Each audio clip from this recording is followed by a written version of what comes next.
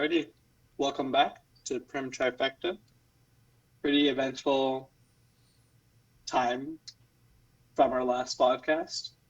We'll just dive into the action. To be honest, we'll start with Chelsea. Sacking Enzo Maresca. Honestly, it saddens me. It makes my heart skip. Not really skip, but skip a beat in a bad way. It makes me sad, and we have a replacement.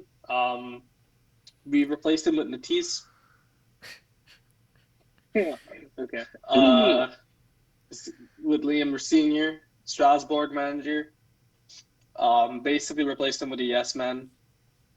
Um, and yeah, tough times. A yes man that literally could not say no to the job because he was already employed by them.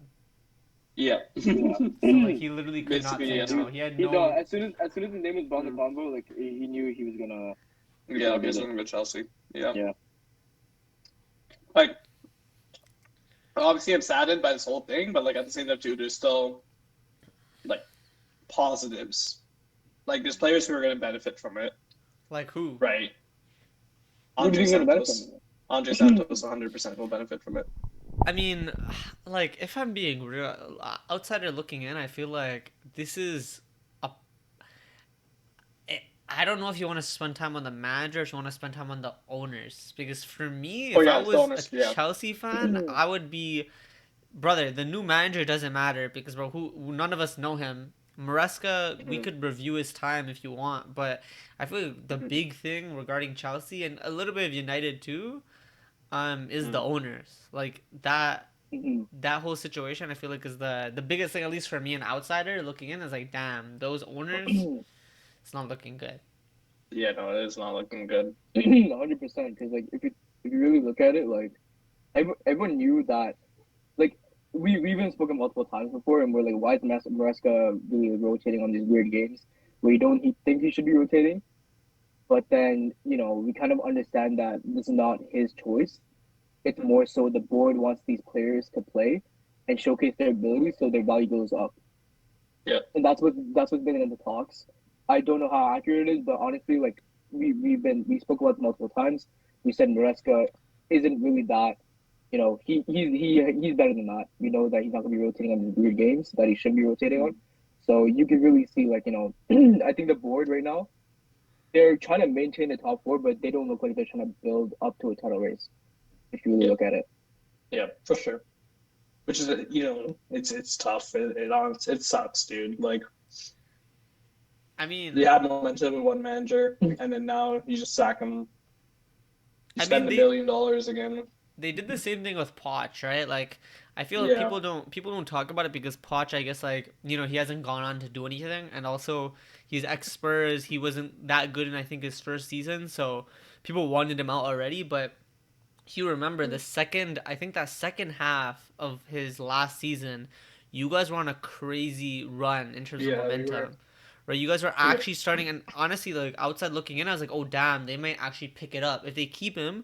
They might actually pick it up next season, right? The season after that." Mhm. And then you guys went and sacked him, which I was like, "Wow, that's crazy! Like that didn't make any sense to me." But whatever. Yeah. So I feel like we've seen this before, right?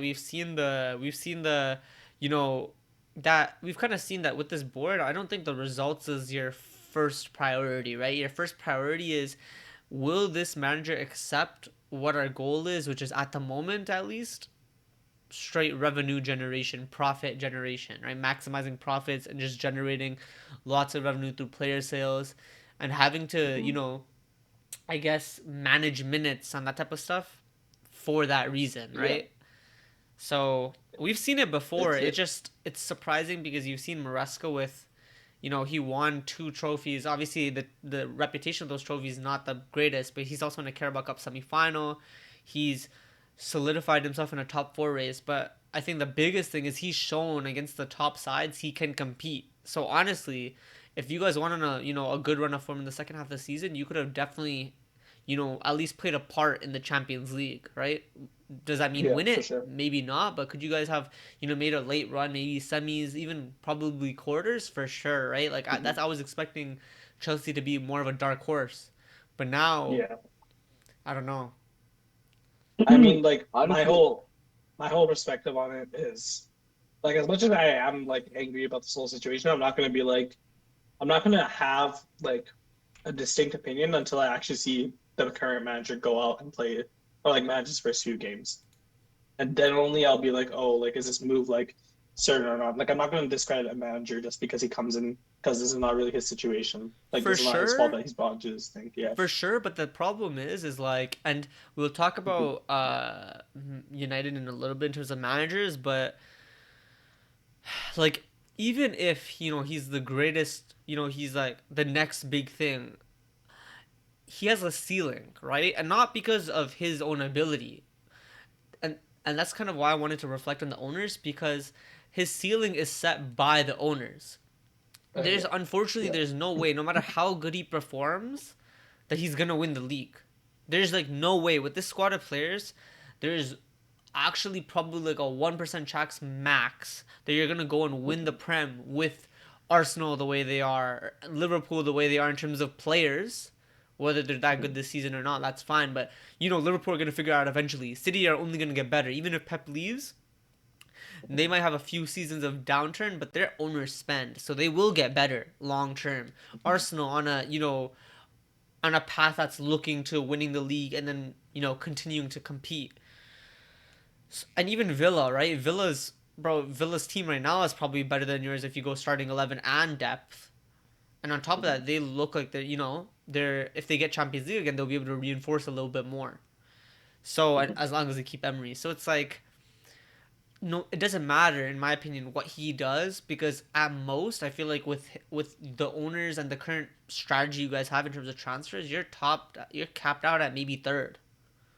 So what you know what I mean? What does that do for you, right? Maybe you can pick up a trophy or two in terms of like FA Cup or Carabao Cup, but in terms of long term growth, we all know like the two trophies we're all aiming for is the Champions League and the Prem. You can't get either of Yeah. those by being with the current policy you guys have, right? Yeah. Exactly. Like when you're And prioritizing people like Garnacho over like players like Semenyo and like etc., right? Like there's so many better wingers you could have got than Garnacho. But you guys prioritize Garnacho because you guys looked at this is a market opportunity and his resale value could go to 60, 70 million, right? Like that's how yeah. you guys looked at it. And you know what I mean? That's how they sign players. You can't win league titles like that. Yeah. Which is But exactly what I meant. It looks like you guys are just trying to like maintain the top four, but it doesn't look like you guys really trying to go to the next level and actually try to win the it Prem is and yeah. UCL either. But yeah, I mean, like honestly, the fact that he was even being looked at as a replacement for Pep, I think that says a lot in itself. Yeah. And you Yeah. know, it really goes to like I think the fact that he kind of openly went on media and said like he's not getting the players he wants and he wishes the board would cooperate more. Like it's been known that he wants a center back. I think center back depth right now for you guys is the biggest issue on Yeah. top of your wingers. But like I think that says in itself how like kind of they're not willing to be a little open minded. Like they welcome new managers, especially bring in younger talent managers. He was championship manager, brought him in, and then as soon as like he start peaking, then you know they were just like, yeah, you're out now, just because Honest, they had a little bit of a disagreement. So Honestly, in terms of like insight on their strategy, I feel like a lot of people haven't mentioned it for some reason, but they were required to spend what that billion I think it was within 2 years, right? So they decided to splash it Yeah. all in a year. I think you're I think what their strategy is they want to flip players for money until they see a ROC, until they get a return of capital similar to what they invested in initially, and then maybe you might see them, go to win. But like, I think at least initially, like at least for the next who knows how many years, you're gonna be on that energy of just flipping players. So it Yeah. doesn't look good. It's tough, but only time will tell. You never know what but what do happens you in think though? Like football. I wanna know what you think though. Do you think at that Mhm. point Maresca was just trying to leave, or do you think that the club wanted him out more than Maresca wanted to be out? Yeah, who do I you feel like at some point did Maresca walk or did he get sacked? Like, what do you think? I Because think no. You it's know what not it is. I clear. think I think Honestly, Mar I'll give my opinion after you say yours. I think Yeah, Maresca walked. I think Maresca walked more than the club Yeah. sacked, but it was like kind of clubs getting irritated, Maresca's getting irritated, If like I'm that type being, of thing. yeah. And at some point, The Maresca's like, relationship, you fuck, can like, see the relationship is getting yeah. deteriorated, especially like after the shit month they've had in December. You can see like the amount that of press conferences he's been like saying he needs the boy to cooperate. Yeah. I think Which I don't at that even, point which I, it's yeah, go on. yeah. Which I don't even blame him for, to be honest, because if you have a top manager, you have ambitions. You want your players, you want to be back. So like, a manager like that doesn't deserve to be treated the way he did. I think Right. honestly, I think like I know you guys talked about Pep replacement. I think that's all agent stuff. Like I think his agent definitely is the one that leaked that. I don't know how high up he actually is on their list, or if Pep is actually leaving at the end of the season. I've heard that shit way too many fucking times in title race with Arsenal that Pep's leaving for me to believe it. So, because I literally heard it 22-23, I think 23-24 as well. Both times that we were in the Prem, like the title race with them, they said, "Oh, Pep's leaving. This is Pep's final season. Pep's gonna leave next season or something." Right? It's always been that. So I feel like that might be a little bit of like Man City briefing, or that could be Maresca agent briefing to like prop himself up, I guess, a little bit. Right? I think that's one aspect of it. Another aspect, assuming that is true, that Pep is leaving and he would go to City. I think Maresca walking, especially in this fashion, it looks better on him, right? Because now we're all coming out of this situation looking at, let's say he ended the season and then he left to City right away. He'd be looked at as a snake. He would be looked at as a, a traitor. That's a betrayal. Like, you know what I mean? This is a project and you left midway. But the way it's shaped out is now I see Chelsea fans all over the timeline, at least when it was happening, saying if he goes to City, they would be happy for him. So obviously the board has done, like I said, the board has contributed for sure. But his agent, my goodness, man, what a masterclass, literally, because now this guy can do whatever he wants, and no Chelsea fan's gonna say anything. They call him like a super agent for a like reason. So like, yeah, like we know if this guy walks, like it's not like he's like unemployed for like anything more than like 2 months. yeah, No, for He's sure. doing something, right? I mean, no, I don't think, because no one's gonna hire him mid-season. It's gonna be end of season, like No. next not year. mid-season, but Yeah, that's like an overstatement. But you get my point. Like it's not like he's not getting, it's not getting good. But I guess moving on, like there's obviously positives and negatives, and like one thing I wanted to discuss before we move into like the pregame, like look against Fulham, Oh yeah. was a few players that I thought and a few players that I did not think would benefit under, like the new hiring of Liam Senior. Okay. I did a few reading up on his tactics, the way he plays, and kind of thought of it a little bit. If I were to list like, I would say like the three players who would benefit the most from this situation, I would say by far it would be Andre Santos. He was Strasbourg's lead player and one of the best players in the league under him before coming to Chelsea. I feel like he's gonna get huge minutes. He's gonna play a huge role in this team in the coming future, especially seeing how much Senior relied on him in Strasbourg last season. And Strasbourg last season was a pretty good team. Yeah. Outside of that, I feel like the other two that are going to benefit a lot, but obviously not to the level that Andre Santos will, are going to be Malo Gusto and Joel Hato. And the only reason why is I feel like Senior's system will profile them better than they are profiled under Maresca's system. They're both overlapping kind of wing backs rather than people who like invert or like play in like these like random like number 8, number 10 roles. Malo Gusto, for example, his best season for Chelsea was under Poch, where he was like a wing back. And then Joel Hato for Ajax played kind of as a center back, but most of the time he was like a wing back. He was a mix. He was a mix, but his wing back, he was good as a wing back too. So I feel like those two will benefit a lot. In terms of players that I don't think are going to benefit, the one player that I'm really, really scared for is Robert Sanchez.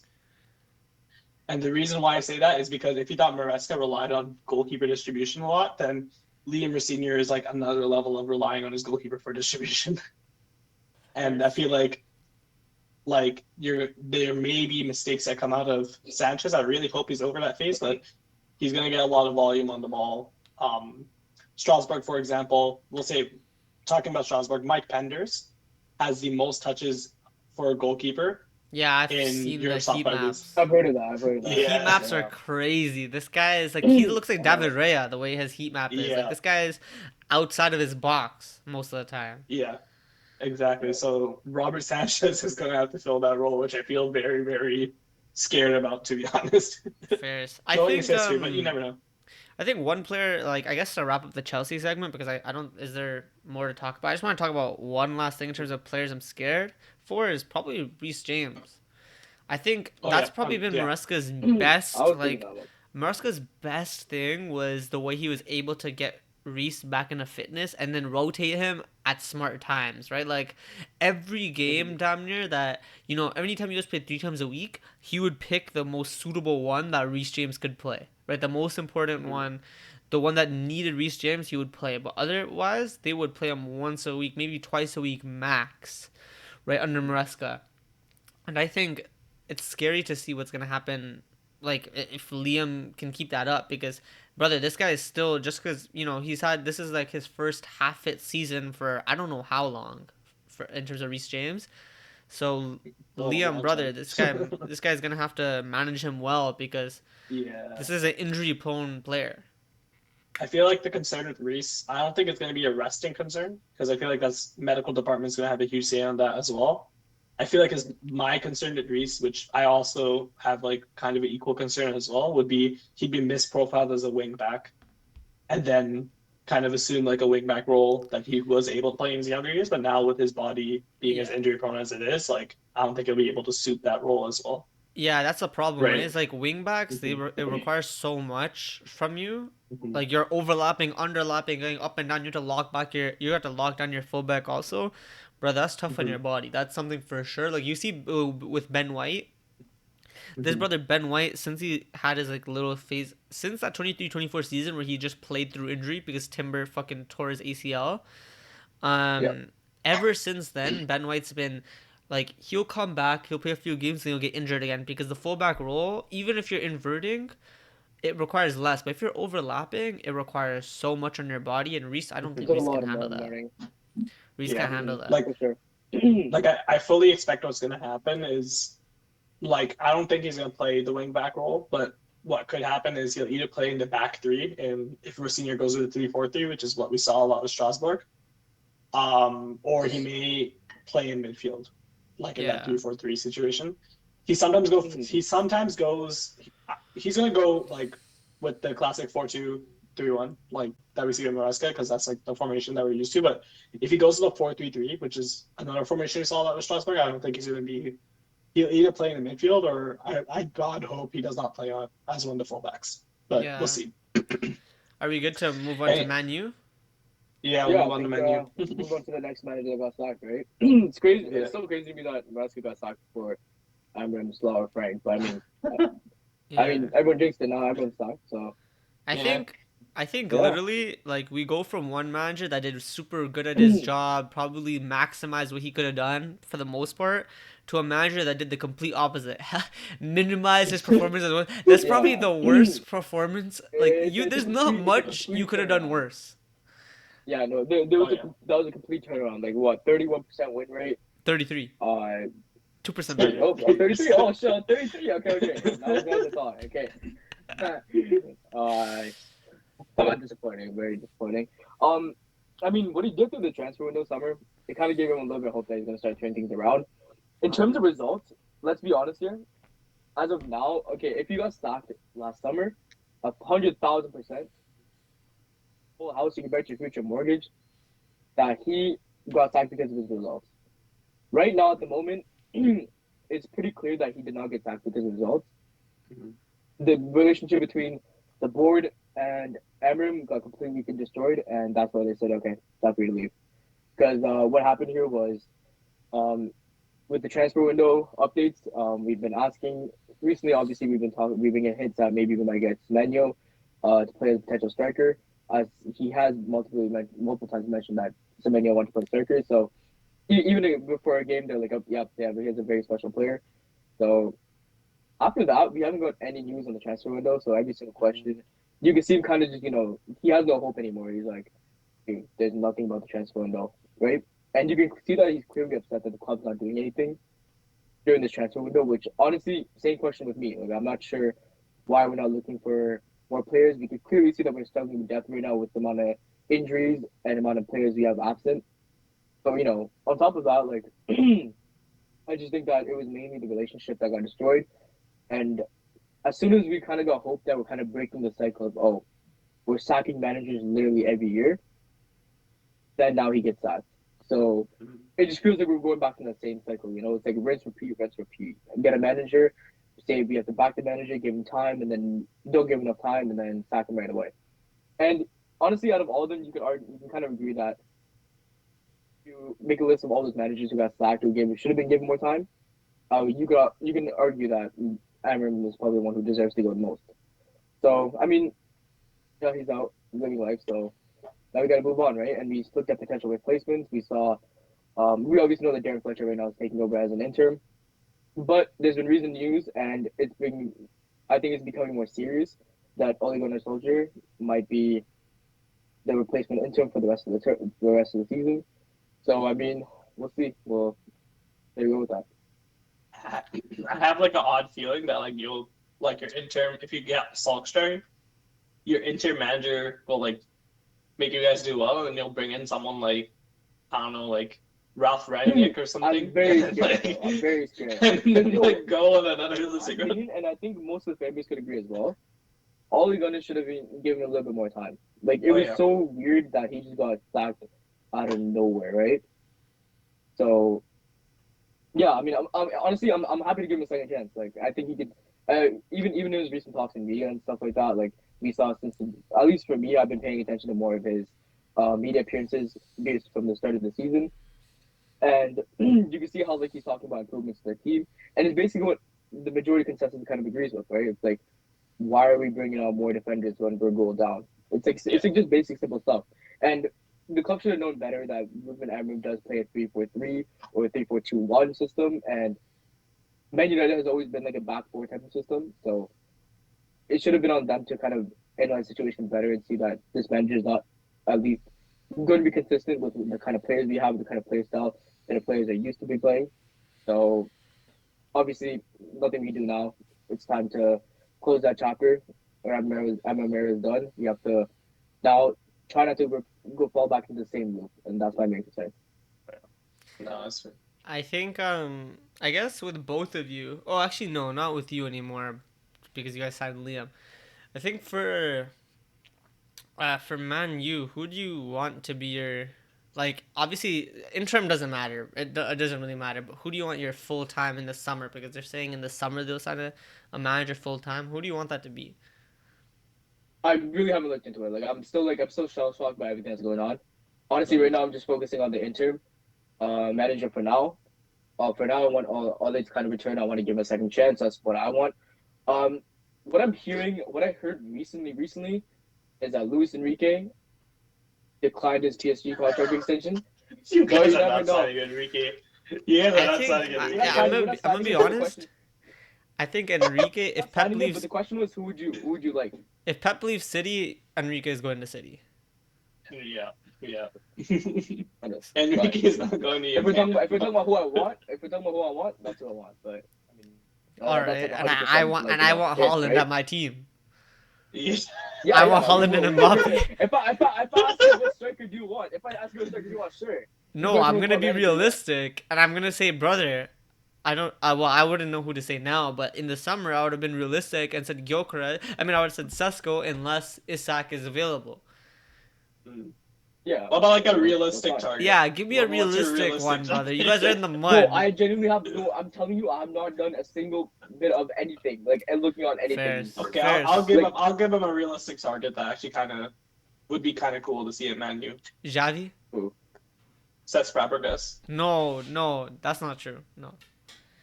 It won't happen. That's never. First of all, it's never happening. Second of all, I don't. If I'm being honest, I think let Cesc have time, man. Give him time. This is his third season, I think, at Como. Just let him chill there, bro. Give him some years, and if Arteta ever leaves, that's us. But anyway, but I think long term though, I really haven't even looked into it. I really couldn't be bothered.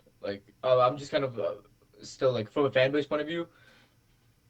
If I my whole thing was okay. If Amorim was to get sacked, I would like him to get sacked at the end of the season, so we don't have to deal with an interim right now and then go through the whole process of some of the manager kind of taking over players and then not having the right players to kind of work with what system they have in Yeah. place. So like it's just like a whole like this was kind of what happened to Amorim as well last season, right? He kind of just got thrown into the deep end right away in November, and then But it'll didn't be have the right different. players and everything, and then I back think in the same shithole.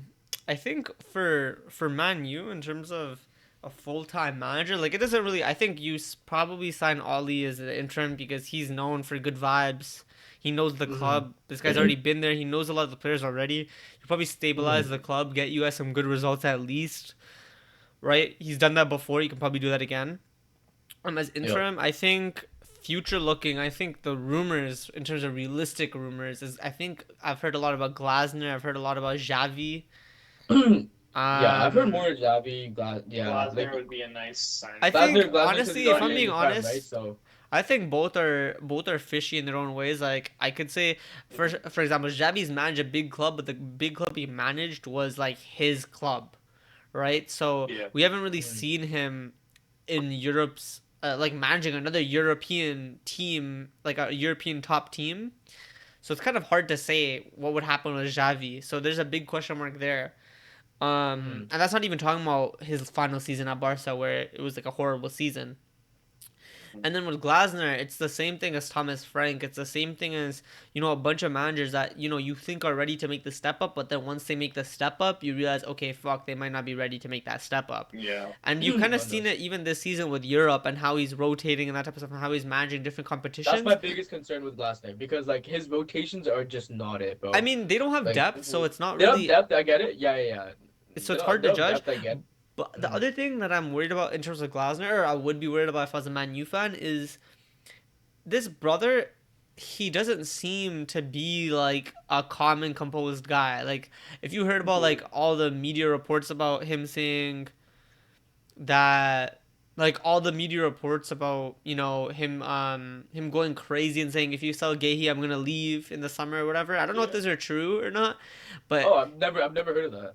Like, apparently it was said like in the summer that if Gahey left, Glasner would walk away from let's be Crystal honest. Palace. Gayhe's leaving this I mean, this yeah, I deal. know, but so was Yeah, Glasner because Yeah. his contract yeah. expired, so it doesn't really matter. But my point Mhm. is I think I don't. Obviously, that might be like media just making stuff up. But I feel like I'm not I sure think if that could be. I think that's Glasner's. probably. I'm not sure if Mhm. Glasner is like the type of manager that's gonna bring stability long term. Like I really don't know. Yeah. He seems like he's an unknown quantity at an elite level, basically. So Yeah. No, that's Yeah, fair. like me personally, I would still take Xavi over Oliver Glasner, but yeah, that's what I'm saying. Like, once again, I just don't want to fall into like it's kind of like a false hope system, right? It's like we want to see results right away, but we're not thinking in terms of long term, and we need to lock in terms of thinking in the long term and trying to not go back into the cycle where we just keep rinse and replacing and just keep firing managers and then bringing in new managers and then they want new players and then getting rid of old players who had good potential. Yeah. And like it's just like we don't want this shit show to just keep going and going. Like it's not. You gotta think about it. It's not just the manager itself. It's the players sometimes too, right? And when the club lets go of good players with good potential, then it's like, what are we doing here? This makes no sense. yeah, I think I mean, I guess we should move on to the previews. We forgot to do Chelsea's previews, so we're gonna have to preview that too. But for you guys, you're Yeah. playing Burnley away. I think it's Yep. your last game in terms of like these nice fixtures. You had I think you had Yeah. West Ham. You guys drew. You guys had Leeds. You guys drew. You guys had another small No, no, team. no. We don't have. No, no, no. It was no. It was Wolves and then Leeds and then Oh, it was now. Wolves. It Sorry, was yeah, it no. was Sorry. Yeah. Wolves. It was So you had Newcastle and then so you had three yeah. relegation candidates in a row. You've got 2 points from Yep. six, and this is the last set. What do you expect? Right now, I mean, like I said, Darren Fletcher, he's a U19 coach. So honestly, if I see someone in the starting lineup, I'm gonna have some words. But like I'm hoping there's no bias here. Okay, I'm hoping there's no bias. He's actually trying to like do whatever's good for the team and put a starting lineup that's legit. But honestly, like, what can you really expect, right? Like, he's been at the club. He knows the club at least. He's been at games. He's on media. He sees what people says. I'm hoping he just he kind of takes that into consideration at least.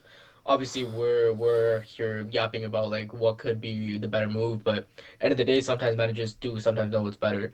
Not all cases obviously, but I'm just hoping that he can at least just get us a win. That's all I care about. I don't even like. Obviously, everyone wants to see a win. Everyone wants to be like, oh, this is turning around. Like when Ten Hag got fired, we got I think like 3 wins, 1 draw from Rudd. So Rude. yeah, Rude, yeah. I keep calling it Rudd, bro. Yeah, Rude. Continue. Yeah, you get it from Rude, and then we're like, yo, finally, like everything's changing, and then we got Emmer back, and we're like, yo, finally, like, we're making the step up. Finally, Ten Hag's gone, and then yeah, look where we are now, right? So I seriously just don't think there's any point in like focusing on these next few results until we can lock in on like a proper interim manager until the rest of the season. But Are you expecting a win? expecting a win, I mean, once again, like I don't know how he lines up his teams. I don't know what his play style kind of is, what he thinks is the right play style. But in terms of Burnley's form, I don't know. I'm pretty sure they've been losing the past. Like they've been on a pretty bad losing streak, I right? mean, it's Burnley, brother.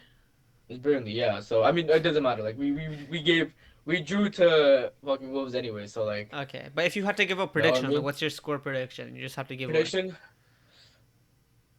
I would say we're conceding. I'll have to give you that. I'd say 2-1, 2-1 or 3-1. Fair. All right. Okay. Let's move to the Chelsea Fulham preview. Mm-hmm. Yeah, just give us a quick preview. Yeah. What are you 2-1 saying? Chelsea win. Callum gets his last win before leaving. Yo, cause Fulham, I'll be honest, Fulham have been very good. Yo, they went from like 15th to now what? They're like, I think they're 11th now, but like I mean, they're they're almost also 30 good in the. points. They're also good at home, man. So Yeah. Yeah, they're good at home.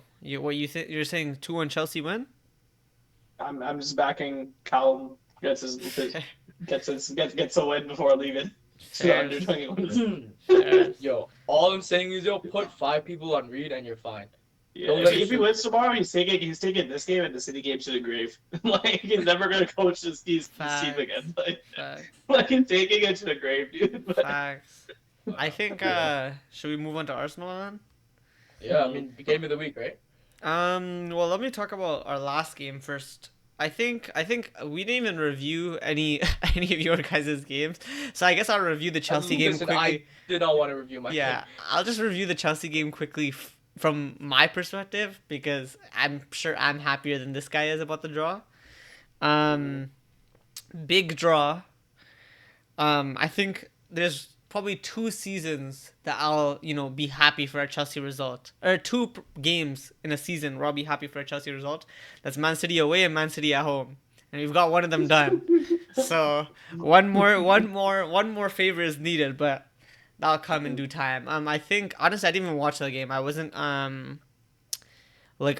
we were busy, right? So I caught the last maybe 5 minutes. I actually saw the equalizer, but I caught the last 5 minutes. But yeah. from I don't even care about the actual game or to actually review who played well. I don't care. For me, all that mattered was that a big draw. I think also Man City, they have Ruben Diaz who's out for I think 4 to 6 weeks. Guardiola fractured something in his leg, so he might be out. I've heard for the rest of the season, but I don't know. There's dodgy numbers with that. So we'll see. Yeah. Apparently City are gonna go sign Gahey after Semenyo is already here. We go today, so we'll see what happens. Obviously, City, that's what they do. When we have injuries, we have to innovate. When Pep gets injuries, this guy can just spend unlimited money. It is what it is. Yeah. But that was a good result for us, coming after another good result, which was actually our game 3-2 against Bournemouth. And honestly, I feel like there's not much to say. I would say, they're good at home. I think they've only had 1 loss before that at home this season. So yeah, they've been dodgy, but it's not like they've been bad. They've been highly competitive in damn near every game they've played, especially the big teams. Like you saw Man U 4-4. I think there was another big game. I think there was another big game that they were highly competitive in the past, in their run of not winning a game. Now that's 11 games. and they've only lost once at home. I mean, so that's a tough away ground to go to. And honestly, for the most part, I think first half was atrocious. If I'm being honest, I think we were clearly trying to play in the transition.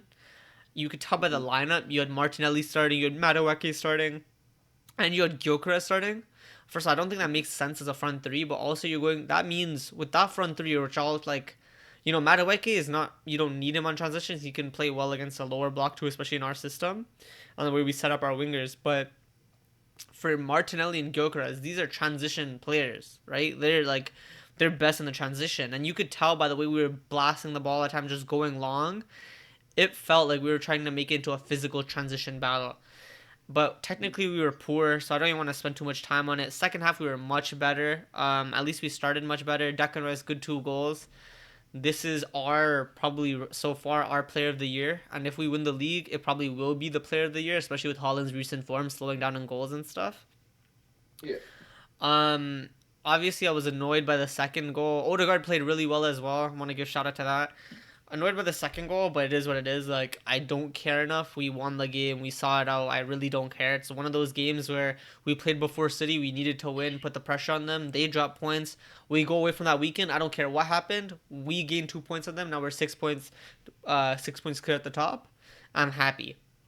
I think this next game week is a massive game week because you have Man City versus Brighton. Brighton at home. Brighton beat Man City earlier in the season 2-1, and Man City I feel like generally have had a dodgy record against Brighton. Maybe not in terms of wins and losses, but definitely in terms of performances. I feel like I've seen that game be kind of fishy for them a bunch of times, especially under De Zerbi. But yeah, so I mean they don't have either their center backs fit. Semenyo isn't gonna be there in time. I don't think. I think his medical is on Thursday, so they play without any new transfers. Their center backs is gonna be, Ake and I forgot the other Kusanov. So their weekend, we've seen O'Reilly and Nunes look kind of tired recently. They can't really rotate in the fullback positions. Haaland's kind of dipped on form, so that's going to be a big game for them. We'll see what happens. That's same time as Chelsea's game. Tomorrow, I believe. Yes, tomorrow. So we'll see what happens. Hopefully they drop more points. And then the next game, I guess, the game of the week, like Ashwin said, is our game against Liverpool, right? I think Liverpool are unbeaten in 9 or something like that. Although a lot of those are draws. Yo, that's a sugarcoat, by the way. Like, that's a sugarcoat. Yeah, they've like finessed their way through unbeaten because I think they're like most of those games are draws, but regardless, they're unbeaten, right? So they've No, but it's like even if those the wins too, they're like scraped wins. Like that's fine, but the point is like sometimes you just need to gain moment. Oh damn! Hopefully you guys can't hear that, but you guys can? Oh darn. Yeah. Anyway, sometimes you just have to gain momentum, right? And we've done it too. We did it in December, for example, for a good period in that December period. We were just scraping wins, like the Wolves win, for example. I guess you could say the Brighton win too. So sometimes you just have to scrape wins to gain momentum, and that's what they've been doing. So I don't expect it to be an easy game, honestly. It's a massive game. Liverpool kind of, they have a point to prove. This is reigning champions, right? And I think, they've been increasing in terms of results, maybe not performances, but in terms of results, and that gives you something in terms of confidence. Wirtz has started to get some GA, so there's that. I think Ekitike, I don't know if he's fit or not. I think it's going to be like a late call. I've heard the Liverpool head physio, he took him out of the FPL team, so I think he might not be fit, but I don't know. If he isn't fit, that's a big hit to them. He wasn't on the team sheet for their last game. I know. But it's 50-50 for this game, I've heard. Yeah, yeah. So it's like they haven't confirmed it, but yeah, like my guess is I think he might be out. Yeah, I mean it's 50-50. I feel like if he's out, that's a big W for us in terms you guys of are gonna be having Gakpo playing the 9. Exactly. That'll be very useful for us in terms of that being weakened. They'll be much weaker. He scored, but I mean he scored, but brother, come on. Yeah, no, it's my point is whatever. It doesn't matter. They're gonna be much weaker if he's not playing. Even if he is playing, I still expect them to be better regardless, like than they have been in previous weeks because it's a big game. But I think for us, this is a massive game, right? You see Man City's performances, the results starting to dip a little bit, and this is where we need to go on a streak of runs. We've been on a run. I think 7 games unbeaten in the Prem. I think or 7 game win streak. I think, or maybe 6 games. We need to keep that up because with City dipping and City, having a little struggle right now, if they keep looking at over to us and seeing us just win, win, win, win, win. We had that against Liverpool last season, right? Where we were going through our injury problems, and then we would drop points, and we just look at Liverpool and they would win. Then we look at the next performance, we'd be like, oh, maybe they'll drop points, and then they win again, right? That does something to momentum. That does something to confidence. So I think for us, this is a massive match, massive, massive match. Regardless if Man City drop points or not against Brighton, this is a massive match for us. So, yeah, I Win think your title is to win every game you play. Pardon? Yeah, of course. When But you're- I think some weeks it's easier to drop points, or it's like not easier, but it's more acceptable to drop points. I feel like this one, no. This one we have to win this one, because then after this one we go on a little break in the Prem. So then it's a little bit, we can rotate a little bit more. But this is our last big game in the Prem for a little bit, so. I need us to win this game. And honestly, Liverpool are one of the 2 teams or 3 teams now. Yeah, one of the 2 teams that beat us. We smoked the other. To beat, guys. Yeah. We smoked the other team that beat us. So we need to get back on Liverpool the same way. We need to get a lick back. So I hope in terms of fitness, I don't think anything new. Calafiori's still out. Kai Havertz should be on the bench. He was load managed, so he wasn't on the bench for the Bournemouth game. But I think he should be on the bench. I think everyone should be okay. I think Mosquera is close to coming back, which is good for our depth. Hincapi will start at left back, so nothing new. Yeah, that's really all I have to say. It's a must-win for us. Despite the Man City result, we need to win that game. First of all, for our get-back, but second of all, because, you need to go on a run in terms of results. So, yeah. Yeah, because I don't know. I've been watching them a lot recently. I'd probably say they're the second most watched team I've been watching this season. I think their biggest struggle this season has been for one.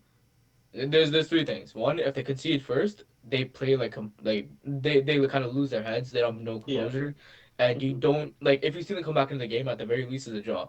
Okay, which honestly, in your guys' case, I don't think you guys can take a draw either. But that's one thing. Second thing is that their attack is only lasts in the first 30 minutes is where you'll see them be threatening 25 to 30 minutes. If they're lucky, the whole half. Their second half performances honestly has been worse than ours, surprisingly. So that's another thing. I don't know what goes on at halftime. I don't know what Arne does, but that's another thing. And for the quality of players they have, they're not really well coordinated. I think Ekatike was probably their best player. Now that he's out, I think that gives you guys a massive edge. So I am expecting you guys here. That's if he's out. Yeah, if he's out, yeah. So I do think that you guys could.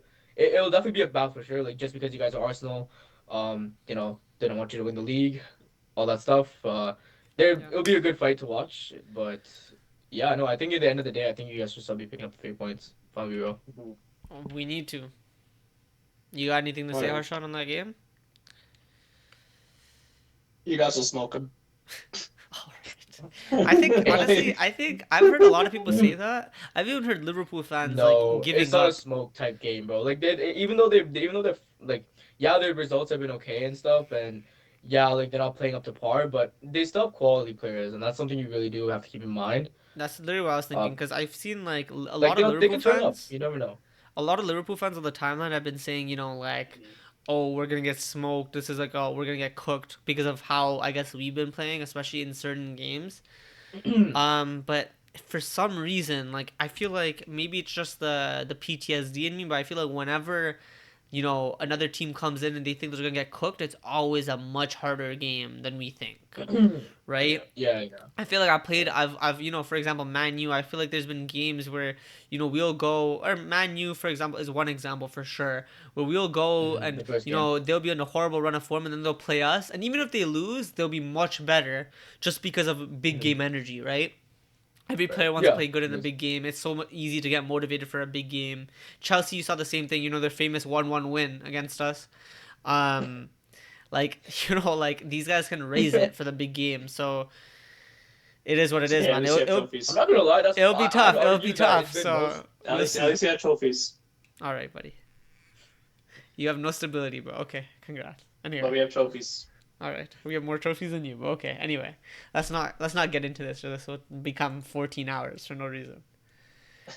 Are we good? Yeah, All I right. think that's good to wrap it up, I guess. All right. Yep. So closing the pod for today. Yeah, We had this game week. game week, 22. I hell for think. 2 teams and heaven for another team. Heaven Not even is heaven, bro. crazy. It's just- Heaven will be at the have end of the talked about season. all of us. Heaven will be at the end of the season, man. Yeah, fair enough. But yeah, out. That's Yeah, out. I think we're good to That's end it it for there. today. Peace.